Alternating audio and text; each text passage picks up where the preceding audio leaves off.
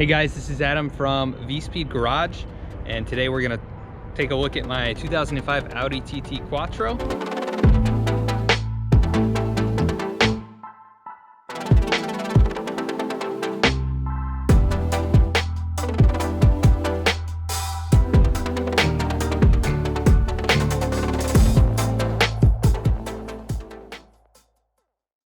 There it is. You'll notice that we have the Camaro right there still. This is the same, shooting these videos all at around the same time. But this car is not too clean, hasn't been washed in a little bit, and it's been out in the rain. But this is an 05 Quattro. It's got 225 horsepower. So it is kind of the higher level output that they made in this year. And I believe this is the last year of the Mark 1s. It's this nice dark blue color. Really nice color. This car was super cheap. Paid 4,200 bucks for it last fall, about a year ago, almost exactly a year ago. And we'll go around and see everything that I've kind of done to it. But it's been, such a fun car to have as like a daily driver, an alternate to the Camaro, which I can't drive in the winter. This car has, all-wheel drive. And I don't drive too much in the winter since I'm up here in upstate New York, and it can get pretty brutal. I basically replaced my Honda CRZ, which you've seen videos of in the past. I replaced that with this car, and it was almost, straight up one-to-one in terms of cost, which, I was super happy about. I had to do the timing belt on this, so I actually just had it done at a local European car shop, the Little Speed Shop, which they were actually the kind of on-site shop for Hyperdrive, the TV show on Netflix, because they actually filmed that here. But Little Speed Shop is great, and I can't recommend them enough. They're a sponsor of the local autocross group, or SCCA group, here in Rochester area. Look at that. Hopefully they didn't just drop some bombs. Yeah, this car is a lot of fun. 225 horsepower, like I said, and it is a Quattro all-wheel drive. No sunroof or anything. I don't know if these cars even had an option for a sunroof.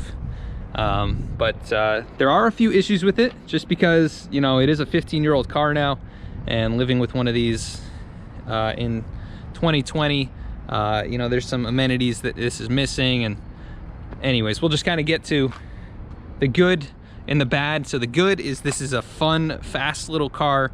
I haven't done any upgrades really to the engine or anything. I've just done, simple mechanic replacements for the stock parts that have kind of worn out. And then, yeah, we'll just jump inside, kind of show you what we're working with in here. This is a gray leather interior. It's not super clean right now, but it does have the cup holders in the middle. So that's an upgrade. I believe that was like a $200 upgrade from the factory. It's got Bose audio from factory. But yeah, gray leather interior. It has the premium audio. It's got a lot of nice aluminum metal finishes, which is what this car was kind of known for. This like really clean, simple, minimalist interior for the time. Very innovative for late 90s when this first came out. But I really enjoy it. It's very comfortable. The seats are fantastic. The only thing I don't like is how you adjust them.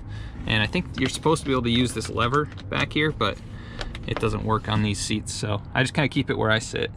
A couple things I've done inside of here. I got this screen replaced. The screen in the gauge cluster, which goes out. I used a service on eBay, sent out the cluster, which was super easy to do.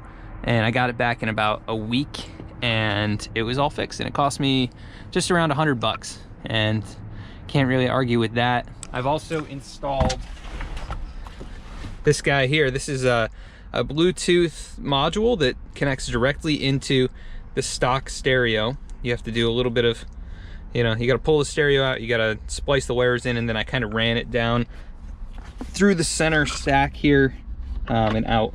And I stuck it here because this seemed to be the most reversible location if I wanted to take it off for some reason.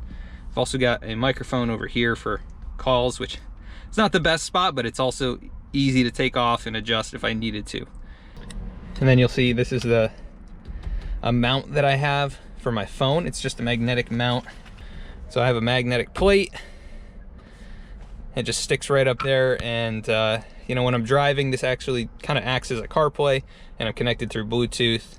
Under here, I do have a little Anchor, like really low profile USB charger. If I need to plug the phone in, this charges really fast. But otherwise, this car is pretty much stock in here. I haven't done a whole lot of modification. This was the biggest thing, you know, just trying to get this car up to date with 2020, and you know, just simplifying the connection from the audio to the car. And I didn't want to replace the stereo and do all that craziness. But let's pop the hood, and then actually let's start it up first. I'm gonna get the low fuel light and also maybe a coolant temperature because it's cold here today. But it is a 6-speed, and the clutch was replaced on this car not too long before I got it. The clutch and flywheel, and then the timing belt's been done within the last 5,000 miles. The car has 106,000 on it now or so. There's the release. You can't really see much under here, but I've got a K&N drop-in filter. We did the motor mounts on this side. This is the motor mount, and then we did the transmission mount on this side. I've also done some stuff with the headlights because I had the ballast go out on this side. I replaced the bulbs on both of them. Also did the shock mounts on the front here. Those are about 50 bucks, I think, for the pair of the, maybe even less than that. And you can kind of do it a half-hearted way and don't have to pull everything down. But I replaced those. A couple other things, I'm working on some caps for the back of these headlights. The one that I had was broken, the plastic was all ruined, so I'm 3D printing one right now, and it's up on our V-Speed website, so you can check that out if you need those parts. They're kind of hard to find. You can get them on eBay, but they're like 35 bucks a piece, so we have them listed for like 22, which is a little bit you know, less expensive. This car runs pretty well. I haven't had any issues. Oh, one other thing I've done, these lights under here, the license plate lights, I replaced those with LEDs from a seller on eBay. I also tried to do as many lights as I could as LEDs just to prevent them from blowing in the future. One other thing before we get to the exhaust note, this has Falcon tires. They're pretty good. They're just what came with the car. I haven't even thought about changing them. They're all seasons, pretty hard rubber compound. The bottom sill here, I replaced this. I'll show a picture real quick here. I have some pictures of when that was off. I bought a used one on eBay, painted it to match. I got just spray can and then spray can clear coat, and then, you know, buffed and polished. There's a little issue with there's some delamination that kind of happened there where you see the white, but otherwise there was a big rust spot, and it's starting to get to the subframe or the frame underneath, and I tried to stop all that. I put everything, I just, you know, got rid of as much rust, and then put some undercoating and kind of resealed it back like the factory would have done it.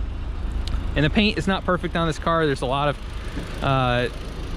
you know, areas where it's kind of faded. It's got oxidation, especially right here. You can really see it.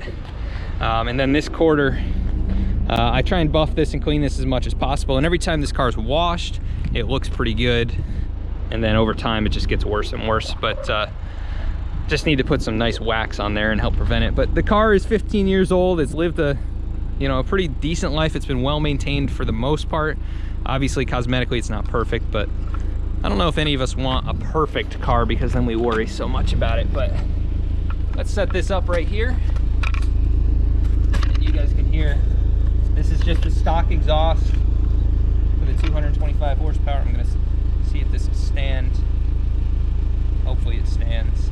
All right.